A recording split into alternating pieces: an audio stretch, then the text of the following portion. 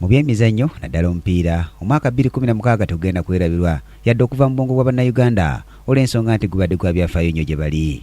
Zaali ennaku z'omwezi nga 8 omwezi ogwokuna mu mwaka 2015 obululu bw'ebibinja bw'amatiimu gannaggwano agaali gagenda okusamba empaka z'ekikopo kya Africa 2017 omwaka ogujja e Gabon ne bukwatibwa. Obululu bwagenda okuggwa nga Uganda esuuliddwa mu kibinja D omwali amatiimu amalala okuli Comoros, Burkina Faso ne Botswana.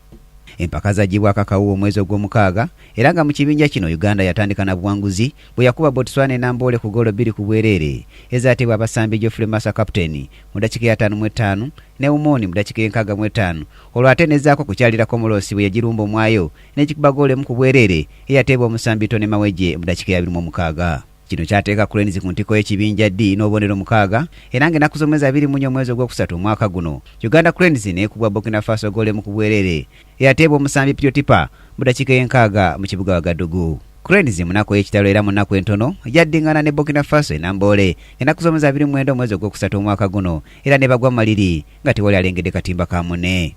Kino kyanyiikaaza emitima gy'Abannayuganda olw'ensonga nti Cranes yali esigaza omukisa gumu gwokka gwa kuwangula Comoros gyali esembyayo enamboole. Ennaku z'omwezi 4 Septemba omwaka guno Cranes yatuuka ne Comoros omupiira ogwali ogw'ebyafaayo eri Uganda nga yejjako ekikwa kya myaka 38 nga teyeetaba mu mpaka zino okuva mu mwaka gwa 1978.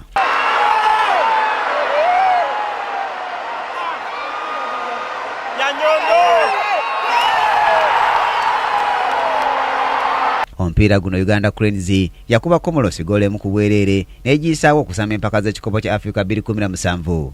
Goolo eno yateebwa omusambi Faruku Miya mu ddakiika ya 36 ey'ekitundu ky'omuzannyo ekisooka era ng'erinnya lye terinava ku mimwa gy'Abannayuganda olw'ensonga nti yabakolera amakula ge baali tebasuubira. Guno gugenda kubeera mulundi gwa 6 nga Uganda Cranes yeetaba mu mpaka z'ekikopo kya Africa nga n'ogwasookera ddala gwaliwo mu mwaka gwa 1962 nga yakafuna obwetaaze era n'emala emyaka 2 gyokka n'eddayo mu mwaka gwa 1968 era gyali 2 gyokka n'eddayo mu mwaka gwa 1974 era n'eddayo mu mwaka gwa 1976 78 olwo n'emala emyaka 38 kyaddaaki 2017 ate yazeeyo.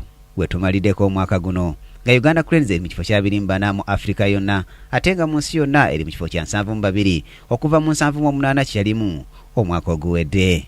Uganda Cranes y'ensi yokka mu buvanjuba ne masekati ga Africa esobodde okusamba empaka z'ekikopo kya Africa mu kaseera ke kamu ng'esamba empaka z'ekikopo ky'ensi yonna 2018 ez'okusunsulamu nga zino zo empaka z'akamalizo za kuyindira wali mu ggwanga lye Russia. Omutendesi wa ttiimu y'eggwanga lya Cranes Micho Sejovic Mutin n'omukwasi wa ggoolo ya Cranes Dennis Onyango Misinde bombi bano balondeddwa CAF omwaka guno okuvuganya ku ngule ez'enjawulo mu Africa.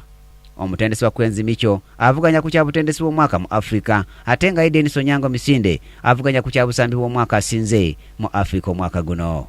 Dennis Onyango era ayongedde n'akolera Uganda ebyafaayo omwaka guno bw'ateereddwa mu kifo ky'e10 ku lukalala lw'abakwasi ba ggoolo abakyasinze mu nsi yonna. Ekyebuuzibwa Uganda Cranes eneyongera okukola ebyafaayo omwaka ogujja 2017 ekyokuddamu kiri mwaka ogujja. Brian Katende mu byamizannyo KTV amalindirire.